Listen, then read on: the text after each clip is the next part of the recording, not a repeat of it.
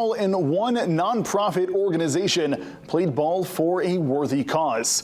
Team Mimi's 13th annual softball tournament took place at Union Street's recreation area, with the event kicking off at 8 a.m. This year's tournament consisted of 10 teams playing in a double elimination bracket.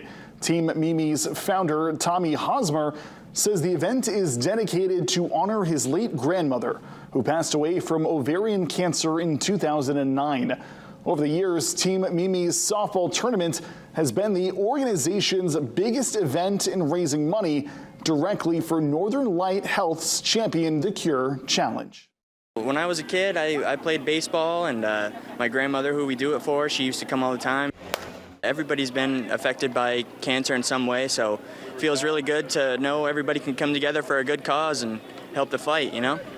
This year's softball tournament also marks a milestone for Team Mimi by surpassing $100,000 in total money raised since its inception.